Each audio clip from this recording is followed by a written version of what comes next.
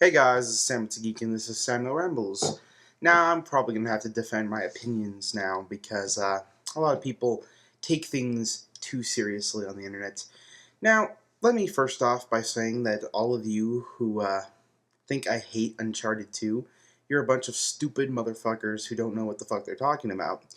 I don't hate the game, I'm just pointing out that it's not perfect. It's kind of overhyped. That's just my opinion. I mean, here's the thing.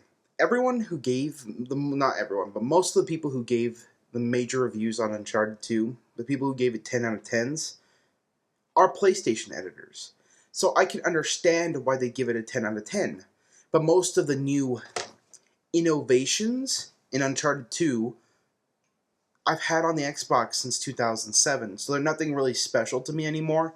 I can understand if you play majority PlayStation, why Uncharted 2 is amazing, because it is definitely the best multiplayer experience on the PlayStation 3. Hands down.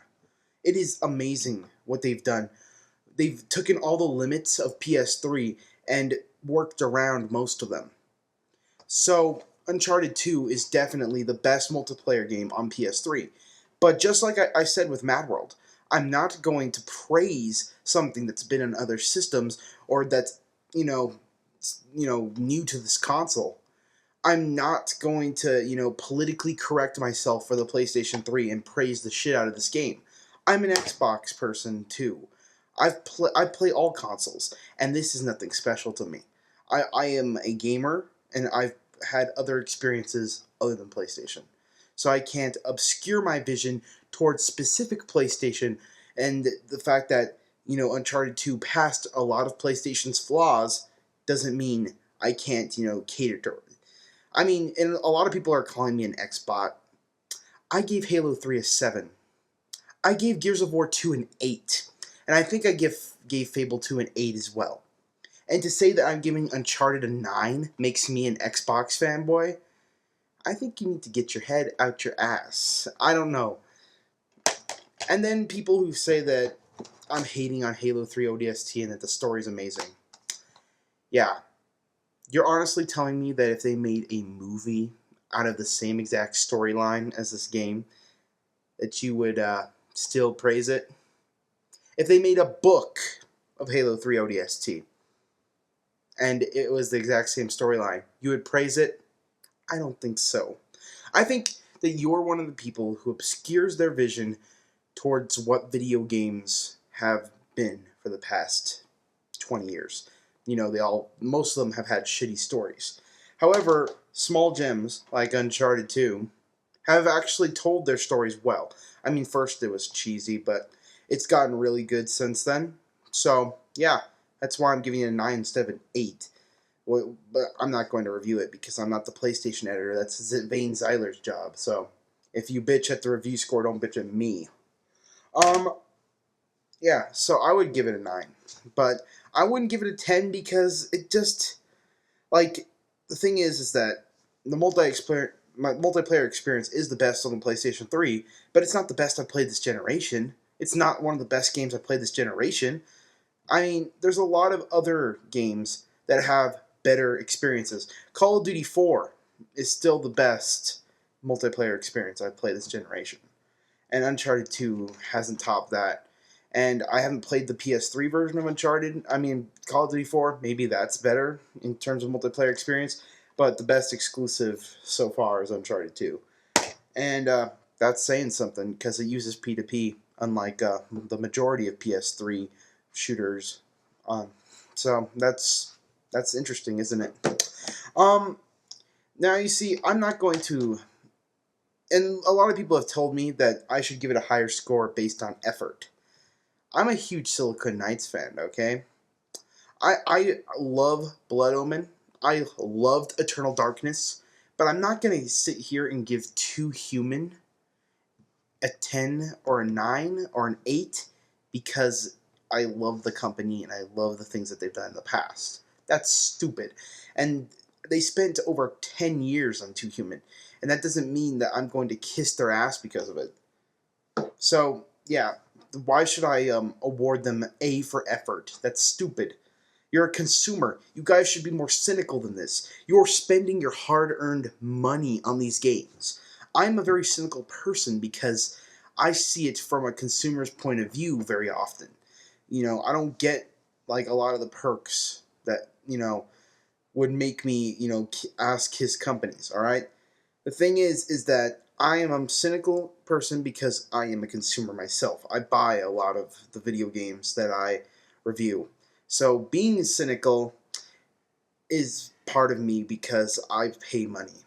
So the thing is that I see it from a consumer's point of view, all right? And I'm not going to kiss ass just because it's a form of art, all right? The fact is that this is a video game. You spent $60 fucking dollars on it, and you know, is it the greatest for its time? I don't care. That's just me. I'm going to judge it as cynical as possible.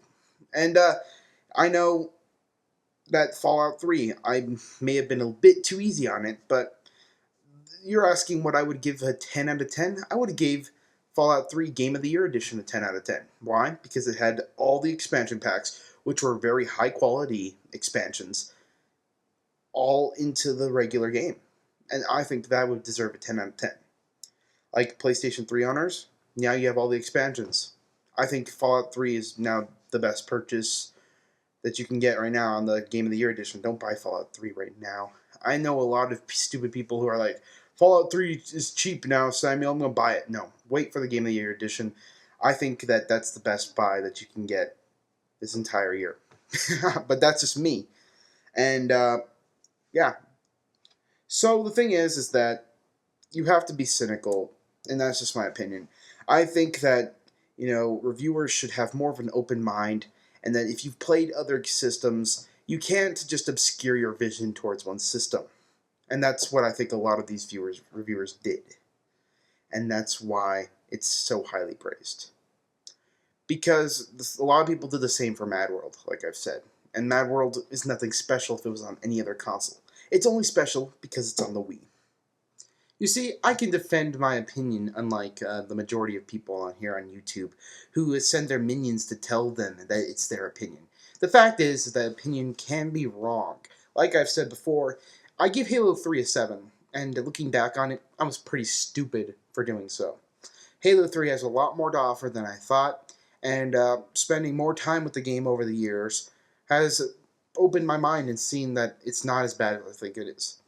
So that's what I say, because opinions are often wrong. Opinions often have to do with the time and set and place where you are. I mean, in 2 or 3 years, a lot of you aren't going to think Uncharted 2 is just as amazing as you think it is now. I mean, it's one of the best offerings we've had the entire year, definitely. But that's because the entire year we haven't had that many things that were that special. I mean, looking back on it, Resident Evil 5, I gave it a little too high of praise. But that's just me too. So, you see, it all depends on the time and moment of the review.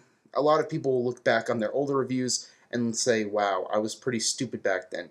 Opinions can be wrong, and to all the idiots who think that they can defend their point by saying, ooh, it's my opinion, you're stupid. Because opinions can be wrong, and I'm sick and tired of hearing that, you have to respect other people's opinions. Because I'm not of that mindset that's so closed that I have to accept other people's opinions no matter what.